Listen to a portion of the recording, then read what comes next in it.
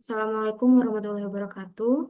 Di video ini kami akan mempresentasikan hasil dari proyek kami untuk mata kuliah Akuntansi Keuangan Menengah dengan judul Analisis Kebijakan Akuntansi Aset Tetap dan Persediaan pada PT Sepatu Bata Tbk. Anggota kami memiliki kelompok kami memiliki anggota yang pertama ada Kak Iis, lalu ada Karima, lalu saya sendiri Dina Oktavia, Kamareta dan Adinda Niken Lestari. Masuk ke pembahasan proyek kami dimulai dari latar belakang proyek ini. Akuntansi keuangan menengah merupakan mata kuliah yang menuntut mahasiswa tidak hanya memahami konsep dan standar akuntansi secara teoritis, tapi juga mampu menerapkannya dalam praktik pelaporan keuangan perusahaan. Salah satu area yang sangat mempengaruhi kualitas laporan keuangan adalah perlakuan akuntansi atas aset tetap dan persediaan. Karena kedua pos ini umumnya bernilai material, khususnya pada perusahaan manufaktur dan retail, sehingga kebijakan akuntansi yang digunakan berdampak langsung pada laporan laba rugi, laporan posisi keuangan, serta rasio keuangan perusahaan.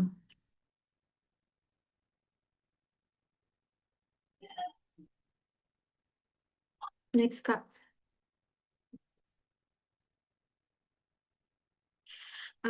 Selanjutnya, PT Sepatu Bata Tbk sebagai perusahaan publik di bidang manufaktur dan retail, alas kaki memiliki aset tetap dan persediaan dengan nilai yang signifikan, sehingga pemilihan kebijakan akuntansi harus sesuai dengan pernyataan standar akuntansi keuangan atau yang disingkat PSAK dan mencerminkan kondisi ekonomi yang sebenarnya. PSAK memberikan fleksibilitas dalam pemilihan metode akuntansi yang menuntut adanya professional judgment agar kebijakan yang dipilih relevan, andal, serta tidak menyesatkan, mengingat perbedaan metode dapat mempengaruhi pengakuan beban, laba, dan kinerja keuangan perusahaan. Rumusan masalah proyek ini, yang pertama kita membahas bagaimana kebijakan akuntansi aset tetap yang diterapkan oleh PT Sepatu Bata Tbk berdasarkan PSAK yang berlaku. Lalu yang kedua, alternatif kebijakan akuntansi apa saja yang diperoleh oleh PSAK terkait aset tetap, khususnya metode penyusutan. Yang ketiga, bagaimana perbandingan dampak penggunaan metode garis lurus dan metode saldo menurun terhadap laporan keuangan PT Sepatu Bata Tbk. Yang keempat, bagaimana dampak pemilihan metode penyusutan terhadap laba, posisi keuangan, dan rasio keuangan perusahaan. Yang kelima, bagaimana kebijakan akuntansi persediaan PT Sepatu Bata Tbk serta implikasinya terhadap laporan keuangan.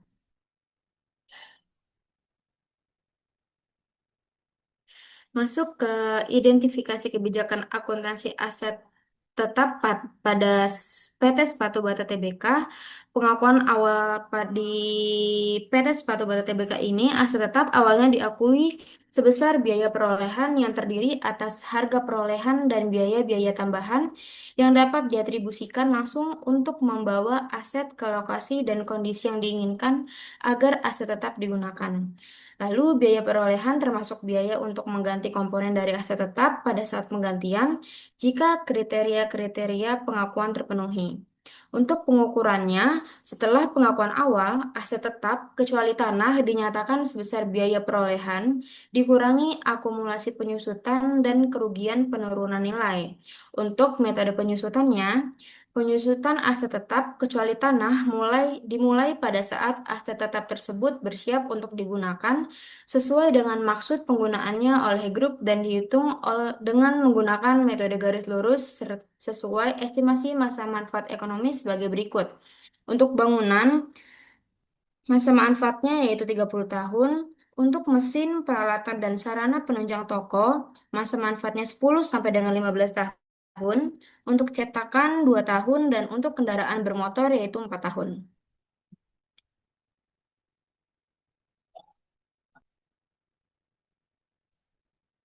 Untuk dasar regulasi aset tetap, kebijakan akuntansi aset tetap PT Sepatu Bata Tbk mengacu pada PSAK 16 terkait aset tetap yang mengatur bahwa aset tetap merupakan aset berwujud yang digunakan untuk kegiatan operasional dan memiliki masa manfaat lebih dari satu periode. Perusahaan menerapkan model biaya sebagai kebijakan pengukuran aset tetap. Penyusutan dilakukan secara sistematis selama umur manfaat aset. PSAK 16 memperkenankan metode penyusutan garis lurus, saldo menurun, dan unit produksi. Selanjutnya, analisis alternatif kebijakan akuntansi. Yang pertama, kebijakan akuntansi penyusutan yaitu terkait di PSAK 16. PSAK 16 memberikan fleksibilitas dalam pemilihan metode penyusutan sesuai pola konsumsi manfaat aset. Metode yang diperbolehkan yaitu yang pertama ada garis lurus. Metode ini adalah metode yang digunakan oleh PT Sepatu Bata Tbk. Garis lurus merupakan beban sama setiap periode. Metode ini cocok untuk aset dengan manfaat merata.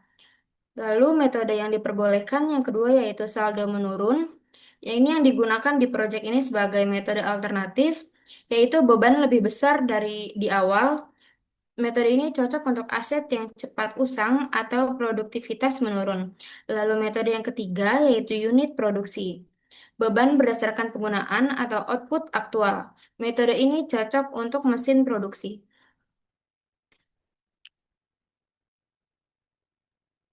Selanjutnya, dia akan dilanjutkan oleh rekan saya.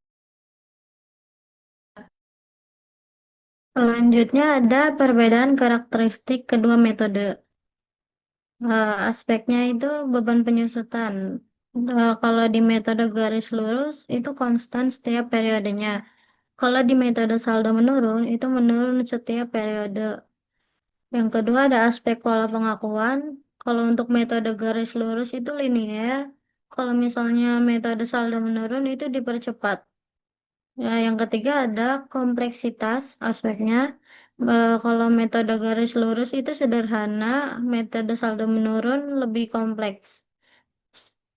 Yang keempat ada nilai buku akhir. Kalau metode garis lurus itu mencapai nilai residu. Kalau metode saldo menurun mencapai juga nilai residu. Yang kelima ada dampak laba awal. Untuk metode garis lurus dan metode saldo menurun itu laba lebih tinggi. Metode garis lurus lebih tinggi, metode saldo menurun lebih rendah labanya. Kalau yang keenam aspeknya matching principle. Kalau untuk metode garis lurus itu baik untuk aset stabil, kalau metode saldo menurun baik untuk aset teknologi. Next.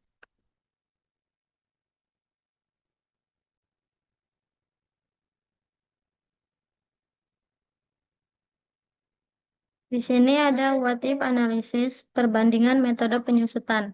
Di sini ada eh, laporan posisi keuangan PT Sepatu Bata Tbk dalam ribuan rupiah per 31 Desember 2024. Nah, di sini ada aset tidak lancar, aset tetap netonya itu pada tahun 31 Desember 2023 itu ada 103.360.328 rupiah. Lalu tanggal 31 Desember 2024-nya itu menjadi 42.280.729 rupiah. Jadi ini menurun dari 2023 ke 2024. Next, Kak.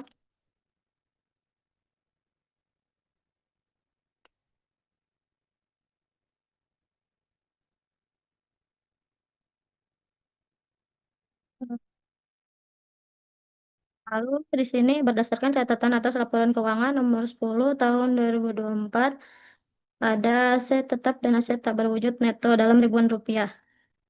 Di sini nilai tercatat netonya itu pada tahun 2002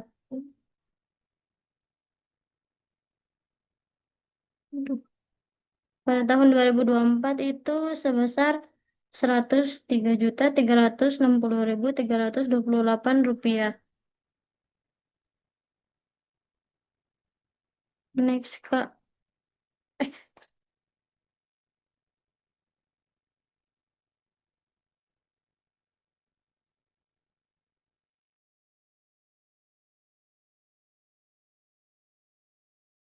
Lalu ada komparasi perhitungan penyusutan tahunan. Untuk memperjelas dampak perbedaan metode, kita menggunakan ilustrasi pada kelompok aset terbesar, yaitu mesin, peralatan, dan sarana penunjangan toko dengan asumsi yang pertama, harga perolehan aset baru tahun 2024 sebesar 8.045.197.000 penambahan. Yang kedua, umur ekonomisnya itu 15 tahun. Yang ketiga itu nilai residunya itu 5% dari harga perolehan, yaitu sebesar 402.260.000 rupiah. Yang keempat, nilai yang dapat disusutkan yaitu 7.642.937.000 rupiah. Next.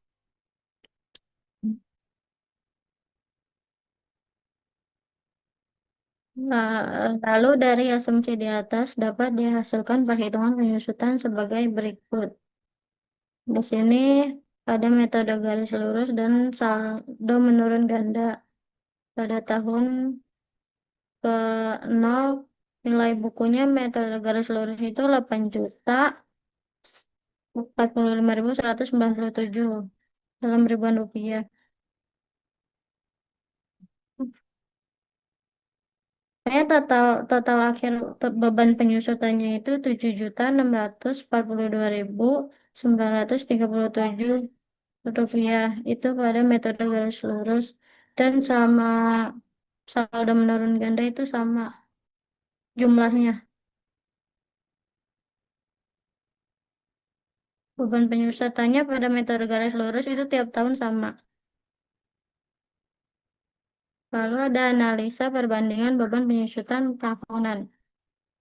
Yang pertama ada metode garis lurus, yaitu menghasilkan beban penyusutan konstan sebesar 509.529.000 per tahun, mencerminkan manfaat aset yang merata serta memudahkan perencanaan laba.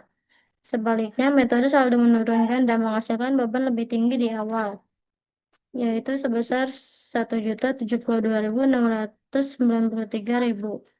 dan menurun hingga 682.831.000 di akhir masa manfaat, mencerminkan konsumsi manfaat aset yang lebih besar pada periode awal. Yang ketiga, perbedaan beban sangat signifikan di tahun-tahun awal dan semakin menyempit di akhir masa manfaat, sehingga menimbulkan pola profitabilitas yang berbeda sepanjang umur aset.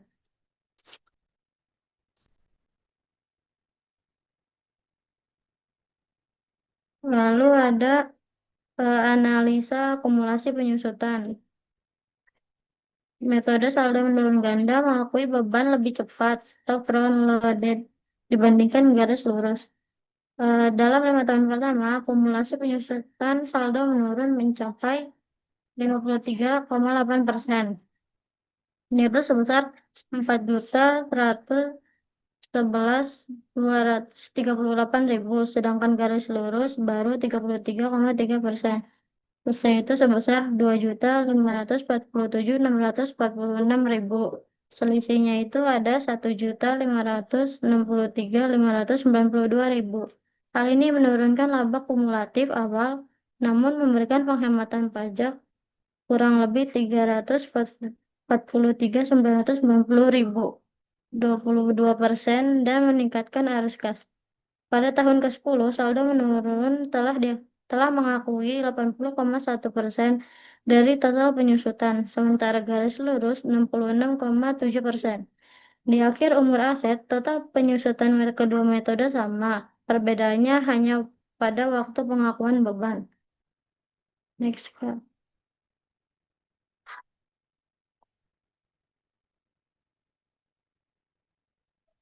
Lalu ada analisa buku aset tetap.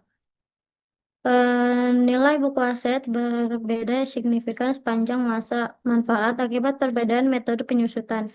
Metode garis lurus menurunkan nilai aset secara stabil sehingga nilai buku relatif lebih tinggi, sedangkan metode saldo menurun ganda menurunkan Nilai buku lebih cepat pada tahun-tahun awal dengan selisih terbesar di pertengahan umur aset.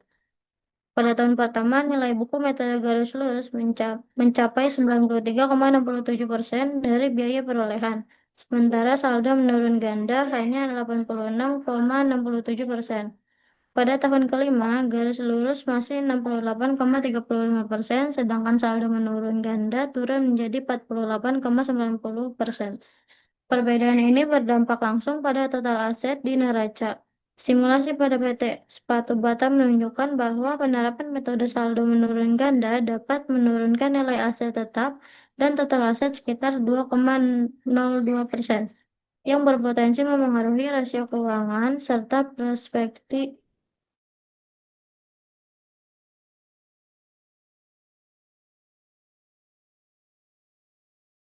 Jika perbedaan tersebut bersifat sementara.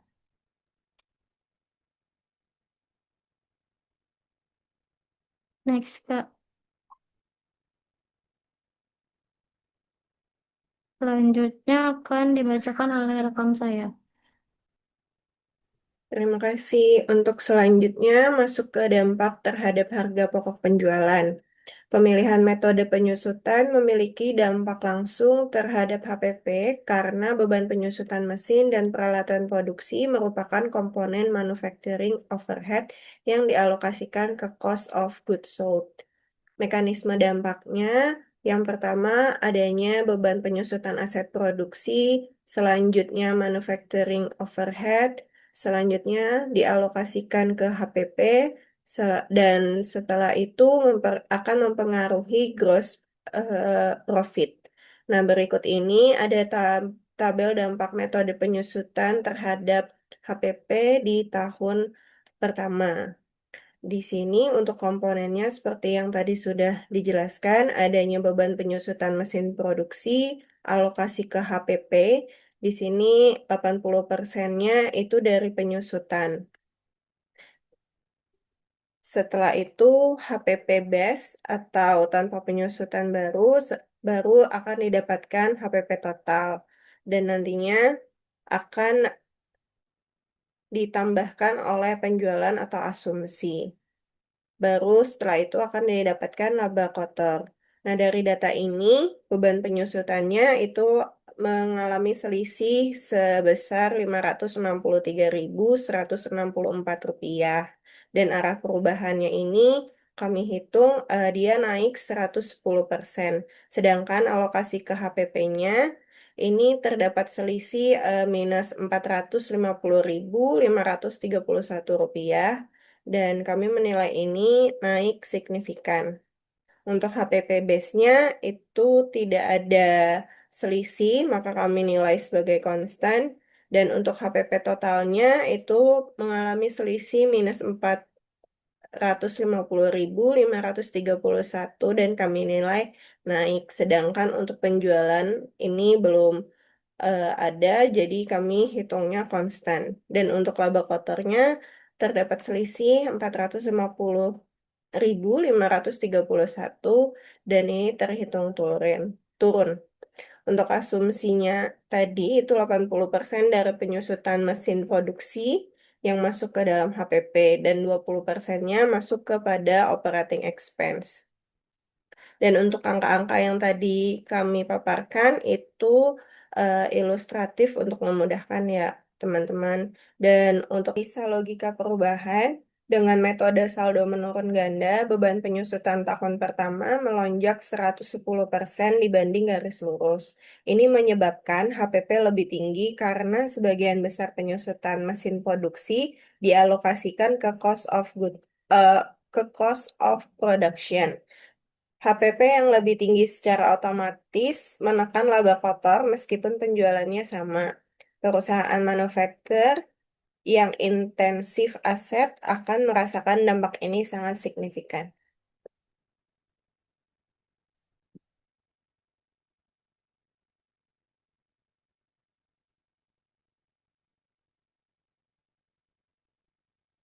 Untuk selanjutnya ada dampak terhadap laba bersih. Berikut ada tabel analisa dampak terhadap profitabilitas tahun pertama. Untuk pos laporan laba ruginya Di sini terdapat penjualan neto di mana tidak ada selisih, maka arah dan logikanya ini tidak berubah atau faktornya termasuk faktor eksternal. Dan untuk HPP-nya di sini terdapat selisih minus 450.531 seperti sebelumnya dan ini dikatakan naik karena penyusutannya lebih tinggi. Dan untuk laba kotornya itu juga terdapat selisih minus 450.531 rupiah. Di sini arahnya turun karena konsekuensi HPP-nya naik.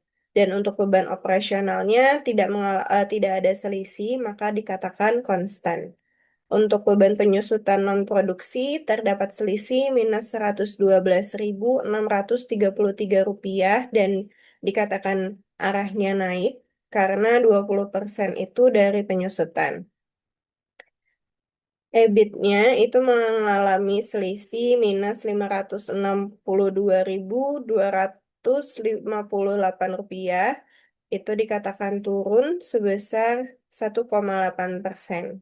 Dan untuk beban bunganya tidak ada selisih, maka dikatakan konstan. Jadi untuk laba sebelum pajaknya itu mengalami selisih minus 562.258 rupiah dan ini arahnya dikatakan turun karena adanya efek kumulatif. Untuk pajaknya yang sebesar 22% ini ada selisih di minus 123.697 rupiah dan arahnya dikatakan turun akibat dari tax shield benefit. Dan untuk laba bersihnya, total selisihnya jadi minus 438.561 dan arahnya dikatakan turun sebanyak 2%. Analisa logika perubahannya di metode saldo menurun ganda menciptakan efek cascading pada laba. Yang pertama, adanya beban penyusutan naik, lalu maka HPP-nya naik dan laba kotornya menjadi turun. Dan untuk operating expense-nya itu naik di sini karena untuk penyusutan non-produksi dan mengakibatkan EBIT-nya turun. Dan yang ketiga, laba sebelum pajaknya itu turun, maka pajaknya juga turun atau tax shield. Dan untuk net efeknya itu laba bersihnya turun 2% di tahun pertama. Penurunan laba 2% ini sangat material untuk perusahaan publik. Namun ini adalah trade-off strategis di mana perusahaan mengorbankan laba jangka pendek untuk mendapatkan yang pertama tax saving immediate sebanyak 123.697 rupiah dan yang kedua mendapatkan higher cash flow untuk reinvestment. Yang ketiga mendapatkan konservatif balance sheet dan yang keempat mendapatkan future profit potensial nantinya di tahun ke-10 sampai 15 labanya akan lebih tinggi.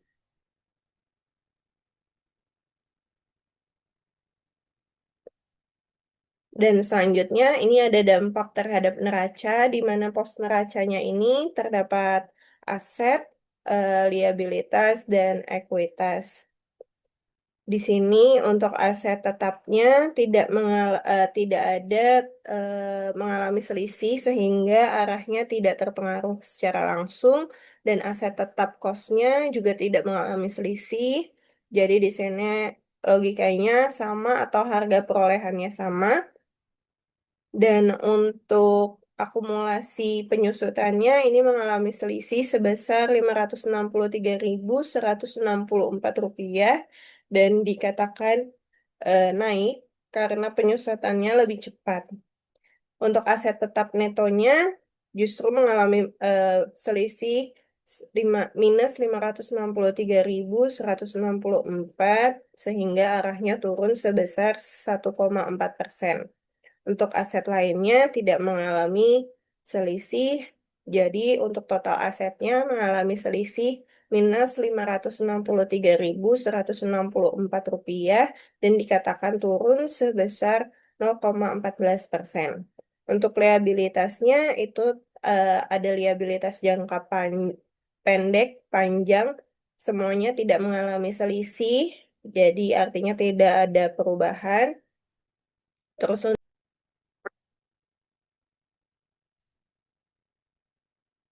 lanjut di ekuitas, untuk model sahamnya ini tidak mengalami selisih, maka tidak ada perubahan, dan laba yang ditahan di awal juga tidak ada mengalami selisih.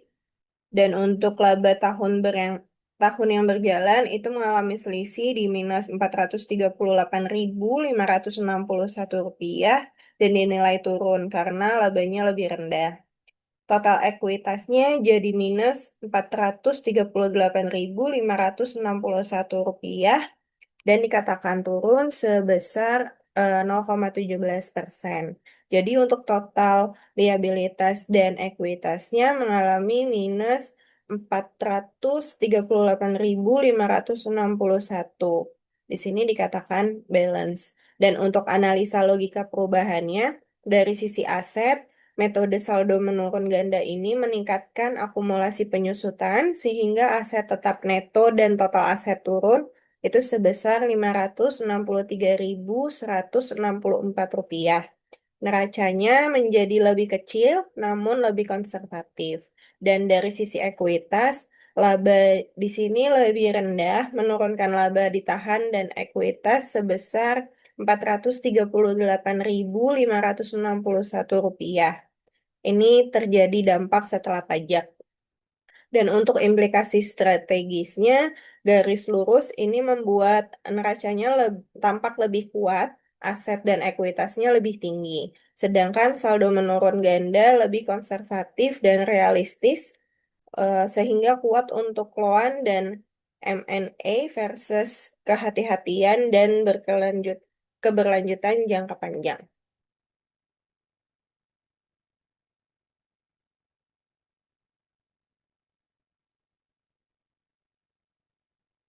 Selanjutnya ada dampak terhadap rasio keuangan.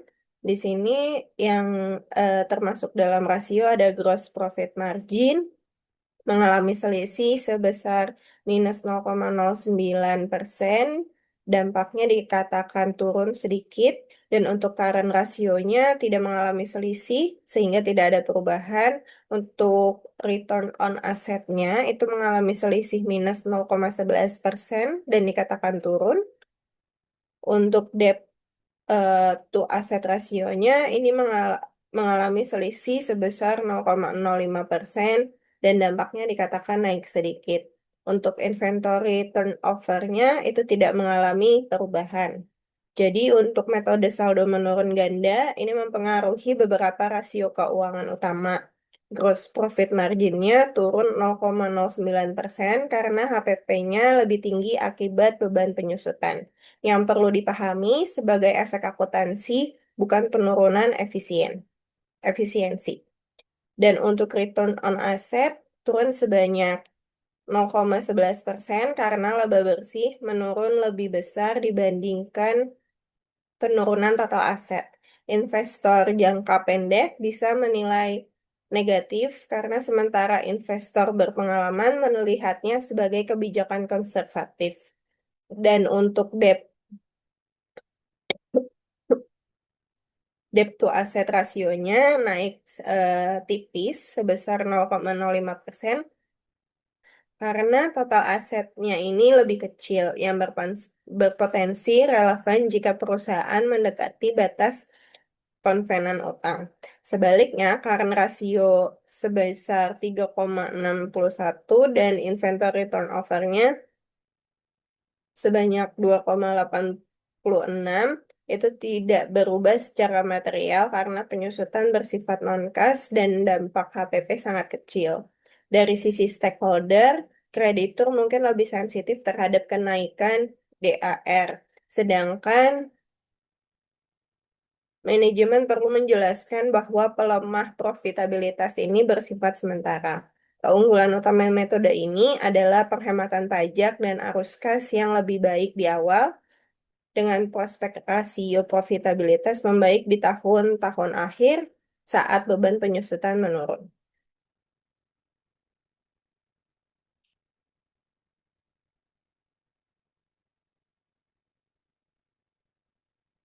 Selanjutnya ada dampak terhadap persepsi investor dan kreditur. Di sini stakeholdernya yang pertama ada investor retail. Persepsi terhadap garis lurus ini dia labanya tinggi sama dengan kinerjanya bagus, dan untuk persepsi terhadap saldo menurunnya dikatakan labanya rendah atau kurang menarik, dan preferensinya ini adalah garis lurus. Sedangkan untuk stakeholder investor institusional, untuk persepsi garis lurusnya di sini perlu adjustment untuk perbandingan. Sedangkan untuk saldo menurunnya dinilai konservatif sehingga manajemen prudent. Preferensinya saldonya menurun. Dan analis ekuitas untuk persepsi garis lurusnya ini warning sign jika tidak dijelaskan, dan untuk saldo menurunnya valuasi realistis dan tidak overstate. Untuk preferensinya ini saldonya menurun, dan untuk stakeholder bank konservatif persepsi terhadap garis lurus ini DAR-nya menurut mereka lebih rendah sehingga risikonya kecil. Sedangkan untuk saldo yang menurun, DR, DAR-nya lebih tinggi sehingga risikonya besar. Dan preferensinya dia garis lurus.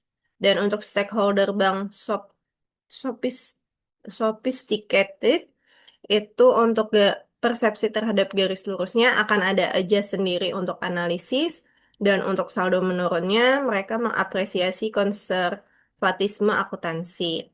Dan untuk preferensinya saldo menurun. Dan stakeholder credit rating agency untuk persepsi terhadap garis lurusnya mereka normalize untuk comparability, dan untuk saldo menurunnya mereka konservatif accounting sehingga nilainya plus.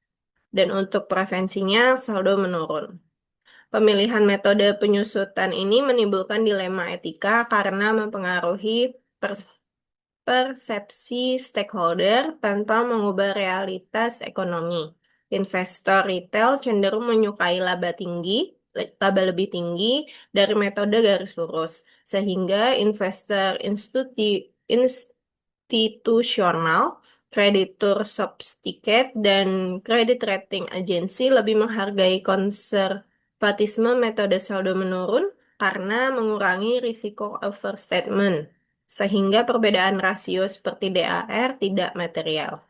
Masalah etika ini muncul jika manajemen memilih metode semata untuk memanipulasi persepsi. Misalnya, menggunakan garis lurus menjelang IPO atau untuk menghindari pelanggaran konvenan yang termasuk window dressing dan tidak etis.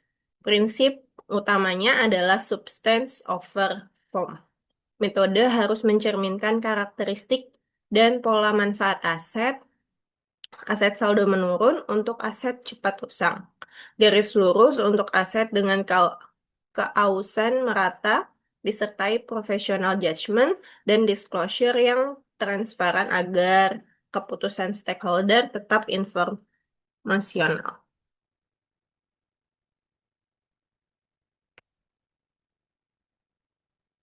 Kesimpulan analisis terhadap aset tetap PT Sepatu Bata Tbk ini, perusahaan memilih metode garis lurus karena memberikan keunggulan strategis dalam penyajian laporan keuangan, meskipun pengorbanan efisien pajak dan arus kas di awal. Metode ini menghasilkan laba bersih lebih tinggi senilai Rp438.561, sehingga rasio profitabilitas seperti ROA dan GPM-nya tampak lebih baik. Yang penting bagi perusahaan dengan margin tipis atau yang sedang mencari pendanaan. Dari sisi neraca, metode garis lurus ini menjaga nilai aset dan total aset lebih tinggi sebesar Rp563.164, serta DAR lebih rendah, membantu menjaga kepatuhan terhadap debt konvenan. Secara pasar laba yang lebih tinggi meningkatkan daya tarik bagi investor retail dan mendukung valuasi saat IPO atau pendanaan. meskipun analisis profesionalnya memahami bahwa ini efek akuntansi. Metode ini juga lebih sederhana secara operasional, mudah dihitung, diaudit, dan dikomunikasikan. Trade-off utamanya adalah pajak yang lebih tinggi dan cash flow lebih lemah di tahun awal sebesar Rp123.697, sehingga perusahaan menukar likuiditas real dengan tampilan kinerja yang lebih kuat. Meski metode saldo menurun akan unggul di jangka panjang pada tahun ke-8 sampai 15, keputusan bisnis umumnya berfokus pada horizon jangka pendek pada 3 sampai 5 tahun.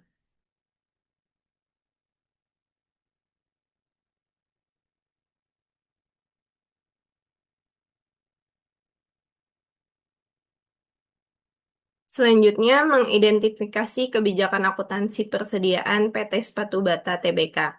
Yang pertama, adanya kebijakan persediaan berdasarkan CLLK. Kebijakan akuntansi persediaan PT Sepatu Bata Tbk disusun dan diterapkan secara konsisten sesuai dengan PSAK 14, yaitu persediaan. Persediaan ini diakui sebesar biaya perolehan, yang meliputi biaya pembelian dan biaya lain yang timbul sampai persediaan berada pada kondisi dan lokasi saat ini. Dalam pengukuran selanjutnya, persediaan dinyatakan sebesar nilai yang lebih rendah antara biaya perolehan dan nilai realisasi bersih atau net realizable value. Nilai realisasi bersih ditentukan berdasarkan estimasi harga jual dalam kegiatan usaha normal dikurangi dengan estimasi biaya penyelesaian dan biaya penjualan. Dan yang kedua, adanya metode persediaan. Untuk penentuan biaya persediaan, PT Sepatu Bata Tbk ini menerapkan metode rata-rata tertimbang atau weight average method. Metode ini dipilih karena mampu mencerminkan nilai persediaan yang lebih stabil serta sesuai dengan karakteristik volume transaksi persediaan yang tinggi. Apabila terdapat persediaan yang mengalami penurunan nilai akibat kerusakan, atau lambat pergerakannya, perusahaan membentuk cadangan penurunan nilai persediaan yang diakui sebesar beban pada periode berjalan.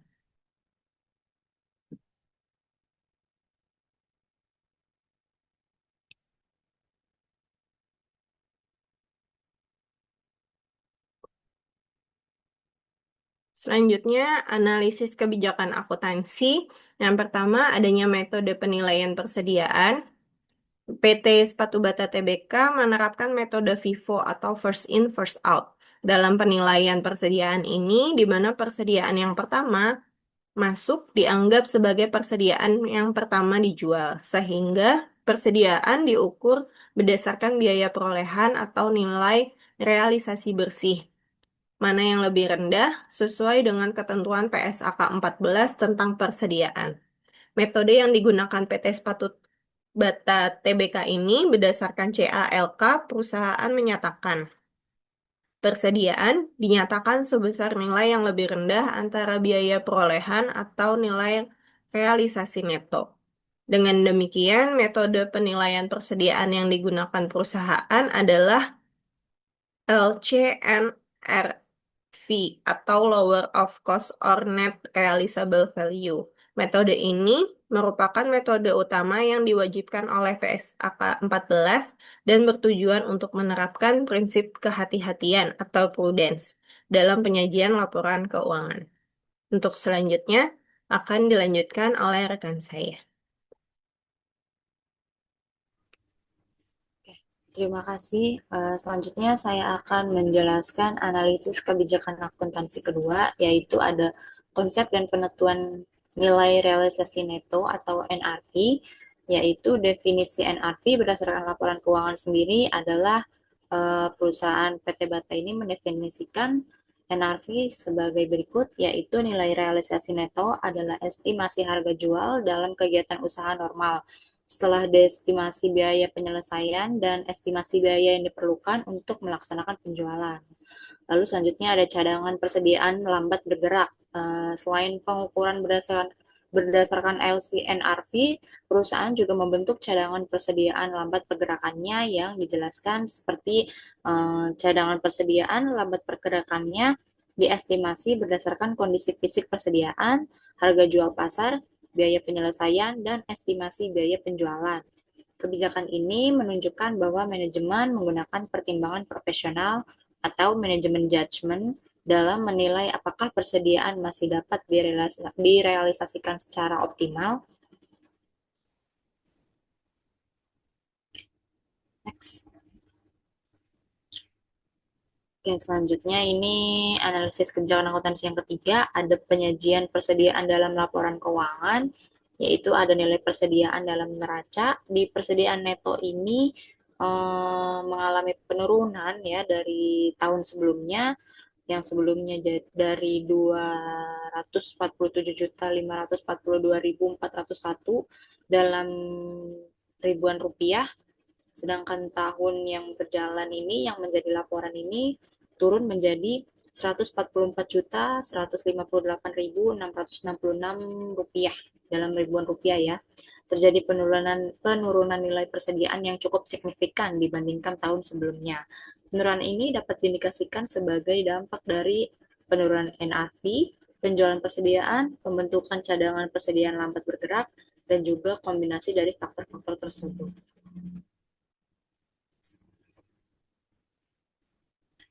Nah, selanjutnya masuk ke what if analysis berdasarkan metode LCNRV, yaitu karena perusahaan hanya menerapkan LCNRV, maka what if analysis dilakukan dengan mengubah asumsi NRV, bukan dengan gross profit method atau retail inventory method.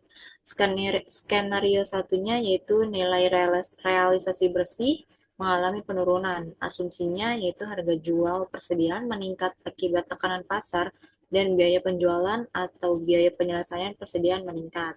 Dampak akuntansinya yaitu nilai persediaan diturunkan hingga sebesar nilai realisasi bersih dan selisih antara biaya perolehan dan NRV dibebankan sebagai beban harga pokok penjualan. Lalu ada dampak terhadap laporan keuangannya, HPP-nya meningkat, laba kotor dan laba bersih menurun, dan nilai persediaan pada laporan posisi keuangan itu juga menurun. Lalu ada dampak dari rasio keuangan, yaitu current ratio menurun, inventory turnover meningkat secara relatif, gross profit margin menurun. Kondisi ini sejalan dengan kebijakan perusahaan dalam membentuk cadangan persediaan yang lambat bergerak atau mengalami penurunan nilai.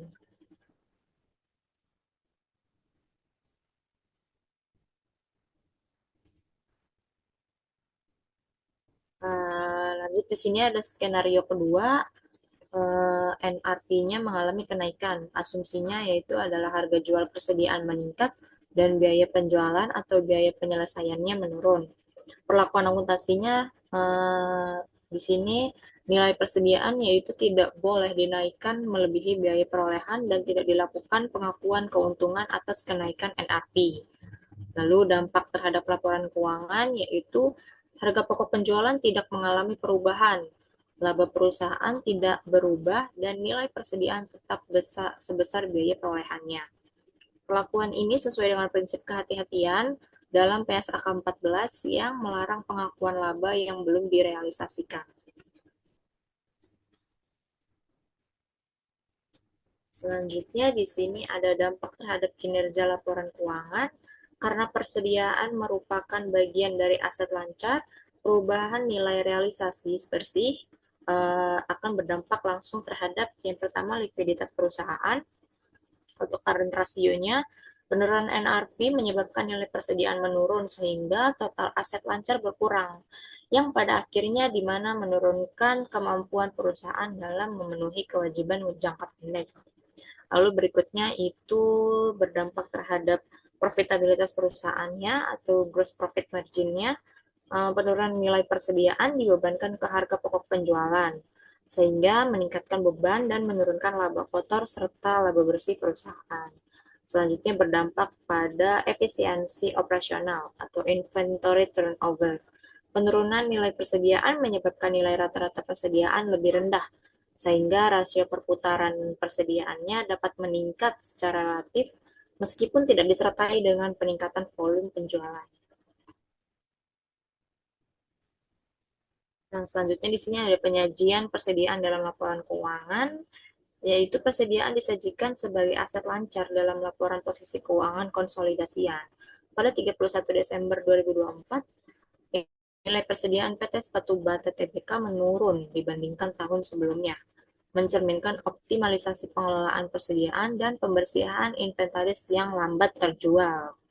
Nah, di sini ada terlihat jelas dari persediaan netonya di tahun 2023 itu 247 juta 542.401 dalam ribuan rupiah, turun di tahun 2024 menjadi 144.158.666 rupiah dalam ribuan rupiah. Next. Nah, dalam penyajian persediaan dalam laporan keuangannya, berdasarkan penelaahan harga pasar dan kondisi fisik persediaan pada tanggal pelaporan, manajemen menilai bahwa penyisihan yang dibentuk telah memadai untuk menutup risiko keusangan dan penurunan nilai.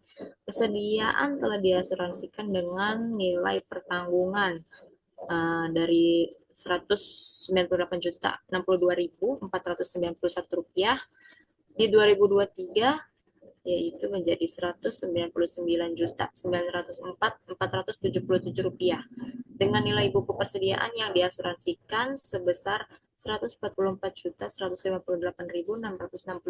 rupiah di 2023 menjadi 247.542.401 rupiah. Manajemen meyakini perlindungan tersebut cukup terhadap risiko kerusakan dan pencurian. Pada tahun 2024 tidak terdapat persediaan yang dijaminkan untuk penjaminan jangka pendek.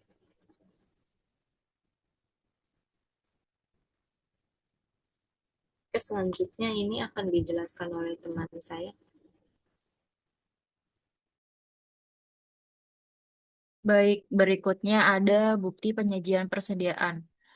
Berikut merupakan bukti yang menunjukkan penyajian akun persediaan neto dalam laporan posisi keuangan konsolidasi PT Sepatu Bata Tbk per 31 Desember 2024. Di sini ada aset lancar, kas banknya 53.600 di 2024, lalu di 2023-nya itu ada 7.500. Lalu ada piutang usaha 12.200.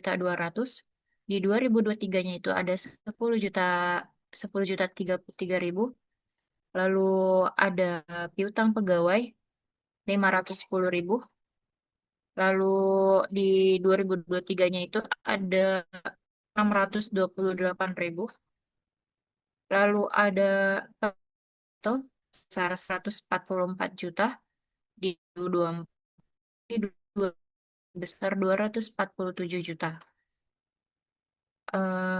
Kemudian total lancarnya itu di 2024 adalah 270 juta.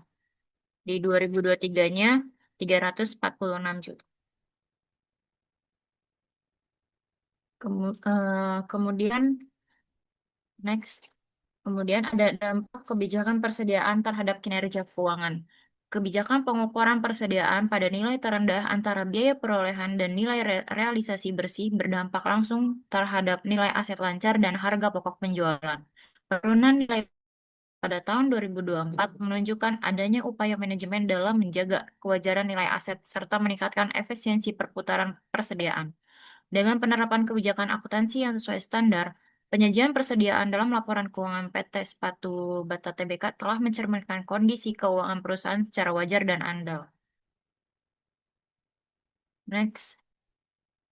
Lalu berikutnya di sini ada dampak kebijakan persediaan terhadap kinerja keuangan. Di sini ada beban pokok penjualan, yaitu bahan baku yang digunakan di 2024 itu sebesar 5.700.000. 5.700.000, di 2023 ada 4.200.000.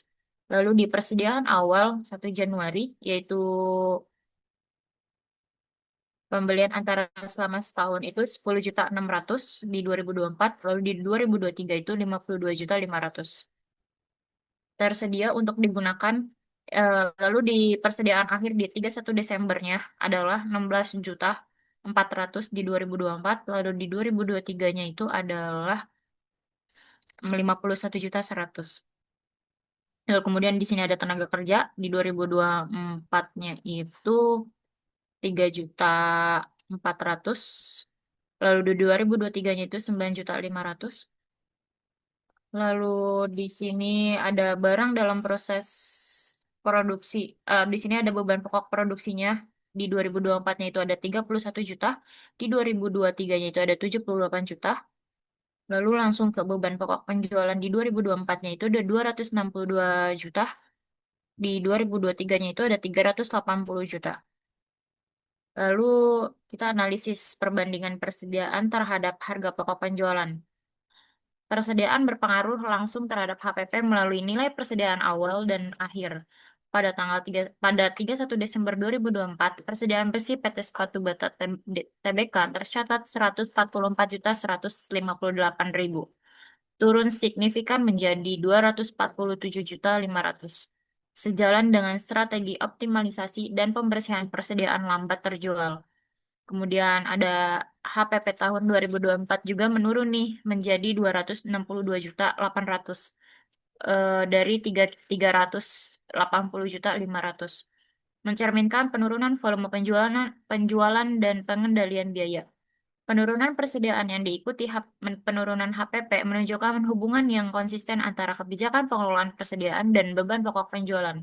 Penerapan metode LCNRF dan pembentukan cadangan persediaan usang turut menekan resiko HPP yang overstate. Secara keseluruhan, kebijakan persediaan perusahaan bersifat konservatif dan efisien, mendukung kewajaran laporan keuangan dan stabilitas kinerja. Lalu di berikutnya ada kesimpulannya, yaitu yang pertama, PT Sepatu Bata Tbk telah menerapkan kebijakan akuntansi aset tetap dan persediaan yang sesuai dengan PSAK 16 dan PSAK 14. Kemudian aset tetap dicatat menggunakan model biaya dan disusutkan dengan metode garis lurus yang memberikan stabilitas laba dan konsistensi pelaporan. Kemudian pemilihan metode penyusutan mencerminkan judgement profesional dengan mempertimbangkan dampak terhadap laba, rasio keuangan, dan persepsi pemangku kepentingan. Kemudian hasil analisis menunjukkan bahwa perbedaan metode penyusutan hanya mempengaruhi timing beban, bukan total beban sepanjang umur aset. Kemudian persediaan diukur berdasarkan nilai terendah antara biaya dan nilai realisasi bersih, serta disertai pembentukan cadangan penurunan nilai secara memadai. Kemudian secara menyeluruh, kebijakan akuntansi perusahaan memenuhi prinsip relevansi, keandalan, konsistensi, dan kehati-hatian, serta tidak menunjukkan indikasi manipulasi laporan keuangan. Kemudian serta tidak menunjukkan indikasi manipulasi laporan keuangan. Kemudian ada saran ya. Yang pertama, perusahaan disarankan melakukan evaluasi berkala terhadap resiko metode penyusutan, khususnya untuk aset dengan resiko keuangan teknologi yang tinggi. Kemudian meningkatkan kualitas dan kelengkapan pengungkapan dalam catatan laporan keuangan, terutama terkait asumsi dan estimasi akuntansi. Kemudian memperkuat sistem pengelolaan dan pengendalian persediaan untuk menekan risiko penumpukan dan penurunan nilai. Kemudian mempertimbangkan keseimbangan antara stabilitas laba, akuntansi, dan optimalisasi arus kas dalam pengambilan keputusan jangka panjang. Kemudian investor dan kreditor disarankan untuk memahami kebijakan akuntansi perusahaan tidak hanya berfokus pada laba dan rasio keuangan. Sekian terima presentasi kelompok kami. Thank you so much. Udah ya? Udah kan?